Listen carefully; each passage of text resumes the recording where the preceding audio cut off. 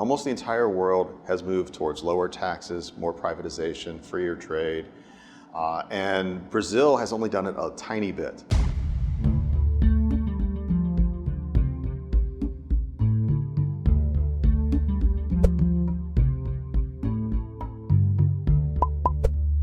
O Canal Brasil, em parceria com o Centro Mackenzie de Liberdade Econômica, entrevista agora o professor Robert Lawson, que é diretor do O'Neill Center.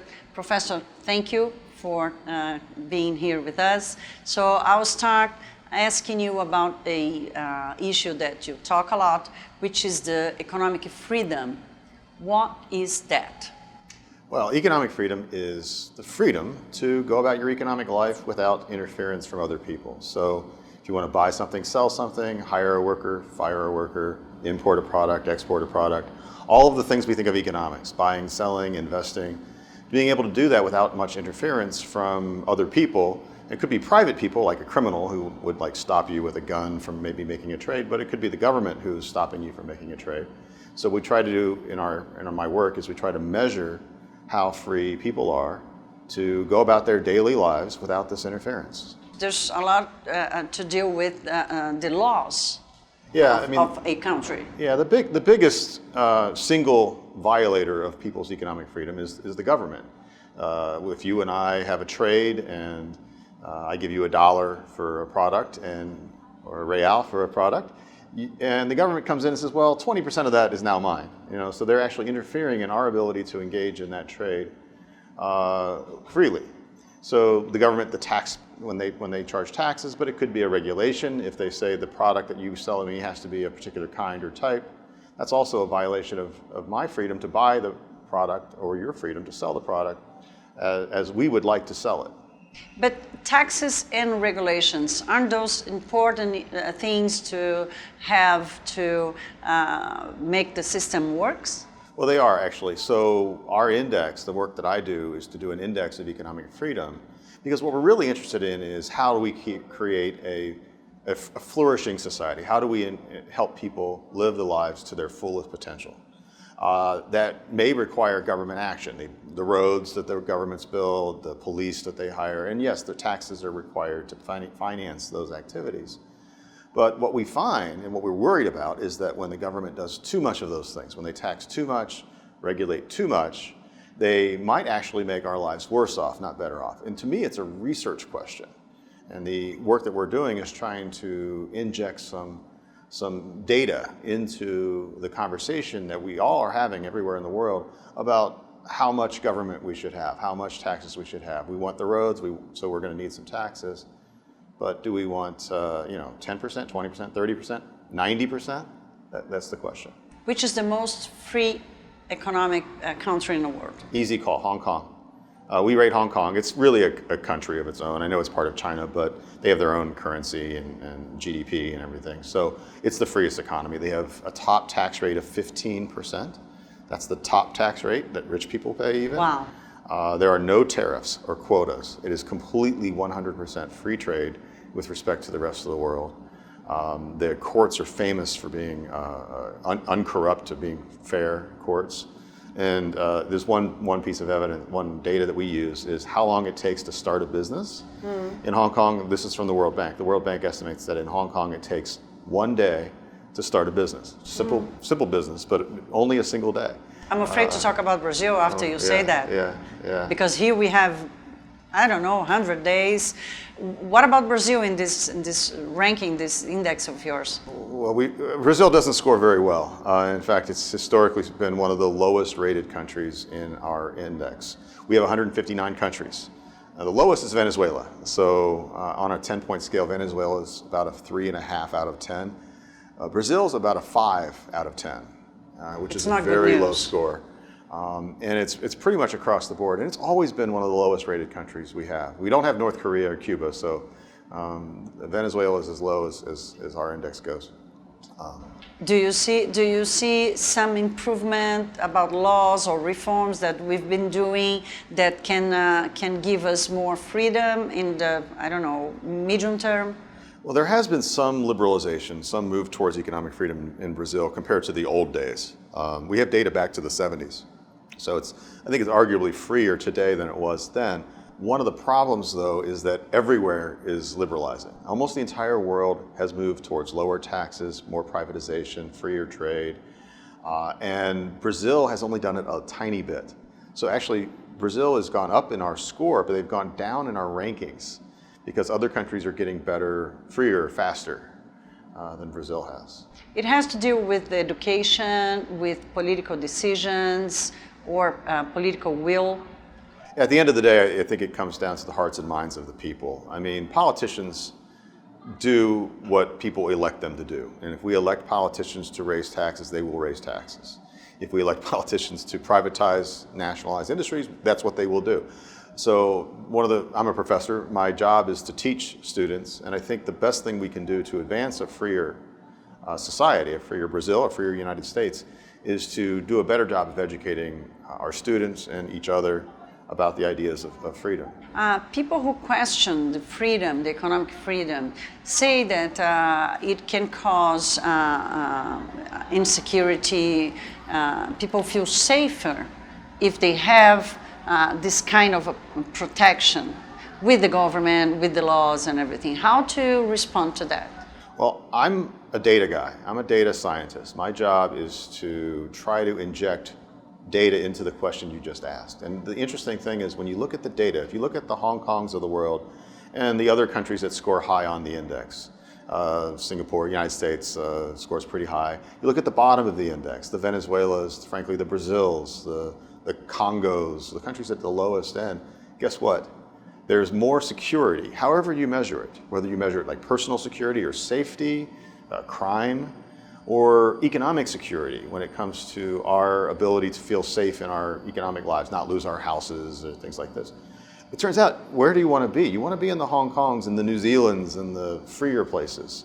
It's the unfree places that have the most insecurity. So I think it's a myth that people have about how freedom works. It feels riskier, but when you look at the data, freer people are not more insecure. They're actually more secure, however you measure it.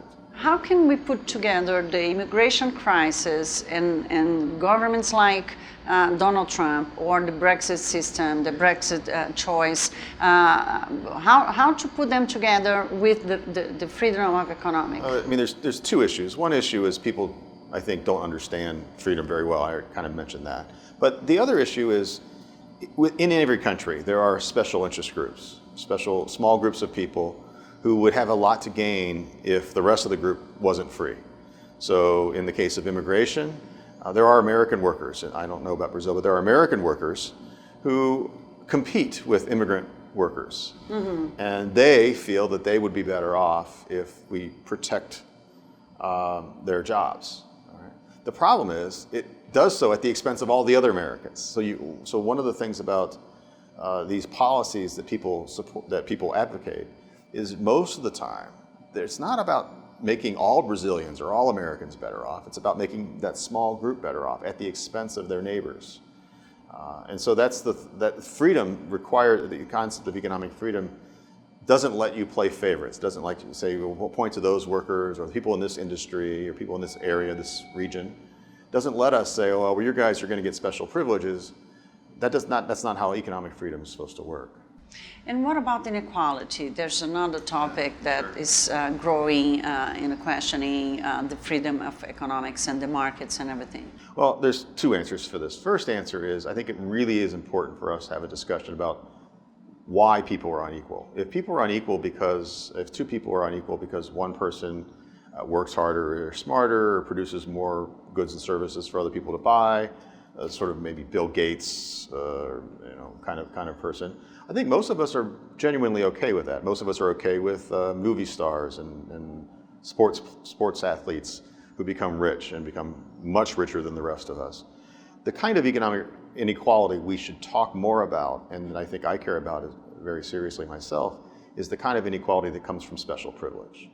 And so it's not inequality in general, I think, that we should worry about. It's specifically the kind of inequality that comes from privilege. When politicians or crony businessmen get rich by rigging the system in their favor through monopoly or through taxes or whatever. That's the kind of inequality we should talk more about. And I think that inequality is getting worse all over the world. In case of Brazil, that's our biggest problem. The second answer, though, is an empirical, again, a data answer. If you look at the data, the countries that are freer on the index, again, the Hong Kongs and the countries at the top of the score, they're actually more free than the people at the bottom. Again, people tend to argue that, oh, we need to have government regulation, government control, government taxation to fix inequality. When you look at the data, it turns out the places with the most government intervention, the most government taxation, they have more inequality, not less. So the evidence that we have from our research doesn't back up the general claim that you often hear. What about the financial crisis in 2008? That there was lack of regularization at the time, and the government had to deal with that and create new regular basis to the system to work and not to break again. So what is the difference between the structural freedom economy and this kind of regulations? Well, again, I might challenge your premise there, because I don't think it was a lack of regulation that really can explain it. I mean, the financial industry is the most regulated industry in my country and in most countries. It's more regulated than healthcare. It's more regulated than every aspect of our lives. So I don't think we could argue that our financial system is unregulated in any sense before the crisis or after. But again, the beautiful thing about the work we have on the Economic Freedom Index is a number of scholars, mostly finance scholars, finance professors, have done studies about the financial crisis and also the response to it. And it turns out, again, the countries with the most economic freedom actually had lower recessions. The penalty, the economic cycles were less the cycles volatile. were less volatile. Yes. And they had, I mean, absolutely, every country pretty much had the crisis. But the crisis was lower in the countries that were more free. And the speed with which you got out of the crisis, the speed to the recovery, was shorter in the more free countries.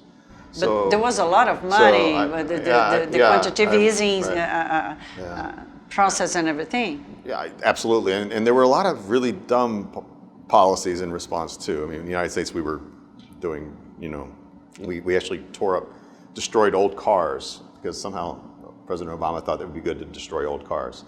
I don't know what theory destroying old cars is good for the economy, but that was what we did.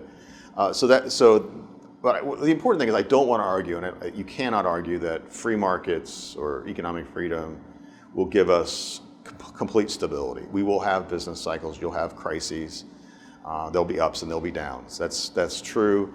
I think the claim that I'm making, though, is that if you don't have economic freedom, you also have crises, you'll have ups and downs. And in fact, I think the evidence is the crises are more worse. intensive. Yes. Let's talk about Brazil now, bringing back all these topics that we already talked about. Like Brazil is not a free economy, as you say, and we know that. But and you said that we improved a little bit. Is there a priority that we should take to go faster in this track? Sure, that's a great question. There's finally some new research on how to reform. We've known, I think, for a long time that freer societies tend to be richer, grow faster, do various good things. The question that is now people are asking is, how do you achieve more freedom? There are some things that are easy to fix and some things that are hard to fix. Mm-hmm. But Brazil does so poorly in almost every one of our areas that we measure. You could start with the easy fixes. You have capital controls that a lot of countries do not have. That's easy to fix. You just change the law tomorrow and it's fixed. You also have tariffs, a lot of protectionism. Again, easy to fix, and not politically easy to fix, but we don't have to argue about how to do it. You just pass a new law that lowers the tariffs. We have a lot of inside protectionism as well. Yes, well, like public servants and everything, public system and everything. Right. So those are the quick fixes. The quick fixes are tariffs, capital controls. Taxes even are easy to fix. And if you look around the world, the liberalizations have tended to be the lowest hanging fruit comes first. You do the easy things first. At the end of the day, though, if you want to go from the 150 ranking now to something like Hong Kong, number one. You want to go that very far, you got to start fixing the hard things. And one of the hardest things to fix is the most important, and that is legal property rights and the legal system. It's terribly important in our economy that when people have exchanges, if you and I have a deal, it's terribly important to me and you to know that if you cheat me, if you don't follow through, I give you money and you don't give me the goods, it's terribly important that I know I can go to a court and recover my money, all right? If I don't think I can do that, I might not engage in that trade. And that's going to make me poorer and you poorer. So it's critically important that we have a legal system that works. And I have to trust that that judge is going to look at the case, look at the contract, look at the performance, and he's going to look at that under the law. And he's not going to care whether you're his cousin or I'm his uncle or we have the same religion or the same race. Unfortunately, in Brazil, I'm no expert on Brazil, but I'm pretty sure Brazil is like everywhere in the world. The legal system plays favorites. If two people are having a dispute, you don't get judged, the case doesn't get judged just by the merits of the case. It gets judged by who the parties are.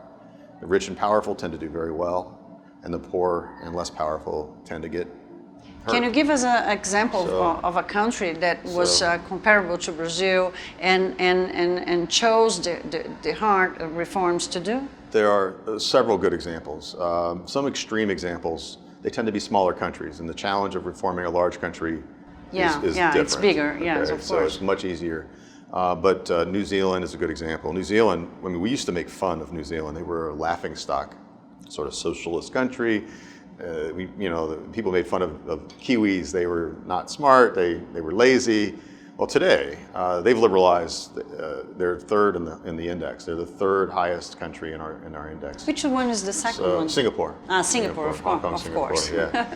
So, and how did they do it? Well, again, it's a small country. It didn't take but a few people to change their minds for the country to redirect. So that was a good example. My favorite example, and the one I know a lot about, is Georgia, the former Soviet republic. Just a tiny country, 4 million people. But they were a Soviet republic 25 years ago, 26 years ago. Today, they are ranked, I think, 9th in our index. That's an amazing transformation. They have no tariffs. They have completely open borders for goods and services. They have a top tax rate of 19%. Not as good as Hong Kong, but pretty doggone good. They have a VAT that's like 20%. That's it. They only have 2 taxes. It's a very simple system. They've really done amazing things. On the property rights too, and they've registered property with a Bitcoin type blockchain type thing. So now if you buy or sell property in Hong Kong or in Georgia, you just change the blockchain and it records the transaction. So it's opened up the real estate market, which used to be very, in Georgia and Soviet countries, the real estate, who owned what, was always very murky. And that made it very hard to invest or buy and sell anything because you didn't really know who owned it. Now the whole thing is open, and you or I could log up, get the app, and you can find out for every parcel who owns what. It takes a lot of investment, public investment in technology. But the Bitcoin thing was cheaper because you don't need courthouses and big file cabinets with the records. You paid some software engineers a little bit of money, and they created the architecture. It turns out if you're starting from scratch, that's much cheaper than having big buildings with all the property records in the buildings. Do you have any special cases here in Latin America? Well, Chile. Chile, yes. They're in our top 10. Of course, the conditions under which they achieved their liberalization were bad, horrific, really, under Pinochet. So it's not an example that I hold out to others, because I think economic freedom shouldn't be forced on anybody. So I don't really. That's like what happened in example. Singapore. So, Singapore is also a little authoritarian. It's not as bad as, say, Pinochet's Chile or whatever. The interesting thing is that very few countries liberalize with an authoritarian leader. Again, Singapore and Pinochet and Chile are exceptions. Most countries that liberalized did it with democratic means. I mentioned Georgia, New Zealand, Ireland. Israel is another good liberalizing country that's really come from very low to pretty high now. How aren't we going to a time that China will be the leader of the world and they're not free? They're not about to be free. Yeah, well, they're not politically free, that's for sure. And I care a lot about political freedom, freedom of speech. I mean, I'm doing it right now, and I care a lot about that. And we were trying to elevate the conversation about political freedoms and civil liberties as well. In our index on economic freedom, just buying and selling and trading and things like that, China's come way up. I mean, it's not Maoist, communist China. The interesting thing is that within China, you have as much variation as the whole world. Shenzhen, next to Hong Kong, is as free as Hong Kong. I mean, I don't know that for sure. I don't have data for just Shenzhen, but I'm pretty sure when it comes to freedom to buy and sell and import and export, hire and fire, all those, Shenzhen is great, and the skyscrapers are amazing. It's the most impressive place I've ever seen. But if you go to, the sort of rural parts of Sichuan province, and that place is still run by the old communist local, thug who orders people to do this or that, and every time anything happens, he takes his take. So China has the freest, inside of China, you have the freest country or parts of the world, and also probably the least free. And it's only in one country. So but what's happening in China is everybody's moving. It's kind of Brazil, like São Paulo or each other right, absolutely. northeast we have city. variation in Brazil and in the United States. And in fact, the McKinsey Institute for Economic Freedom they're releasing a study on the freedom by state in Brazil. We have one for the United States too, and Texas, my state, is one of the freest. How do you see Brazil in your perspective, coming from your research? How do we see Brazil? Because we are now in the middle of a very hard choice with the elections next year, but structural choices as well. So how do you see Brazil making these choices and going forward? Yeah, again, I can't claim to be any kind of expert. From a data point of view, from someone who sits in my office in Texas and looks at numbers, Brazil's is really a tragedy in a lot of ways, because while most of the world is radically liberalized, I mean, some countries like Georgia, really crazy, Brazil just stays the same. It goes up a little down, but if you look at all the rest of the world, Mexico's another country that just, things don't seem to change very, very quickly there. Maybe the size matters. Mexico's large too. But at the end of the day, every country that liberalizes a lot, every one of those countries has been rewarded with faster growth rates, higher incomes. You look again, New Zealand we used to laugh at it. Now I think we think of New Zealand as being a wealthy, modern country. If you're going to become a wealthy, modern country, you have to globalize. If you want to globalize, you've got to reduce the barriers to trade. And that's just how it's done. There's no other way to grow your economy that I know of, except through a more liberal, open, and global economy. Even Brazil isn't big enough just to be their own thing. The United States isn't big enough either. No country is big enough to just ignore the world. But if you're going to play with the rest of the world, you've got to play fair. And that means no tariffs, and that means fair courts when there are disputes, things like that. In terms of international momentum, this is a time for a great opportunity for us? I think so. I mean, one of the things that you're seeing is, you mentioned Brexit and Trump. This is certainly one of those inflection points, I think, in history. One of those moments that things are changing, quickly. And how that goes, I don't think it's still set in stone. I know that liberalizing will yield results. It's not clear where the political winds are going. The United States is not liberalizing. The U.S. is going down in economic freedom. I think Europe is as well. But most countries are still liberalizing, and I think most of the countries like Brazil, it even will the change large the ones, balance. It will change the force absolutely. balance. And we should be talking about Brazil in 20 years the way we talked. I mean, Indonesia, Malaysia, Thailand, these Asian tigers. Why didn't that happen here? There's just no reason. But again, look at the tariff rates in Thailand. Look at the ratings on the efficiency of the court system in Thailand. It's better than here. And you don't have to become free market Hong Kong. If Brazil simply took a model of, hey, let's try to get a system that's like Sweden, you would be vastly freer and over time I think vastly richer in this country. You don't have to go all the way, just go up and I think you can get where you want to be. Thank you very much, Professor. Thank you.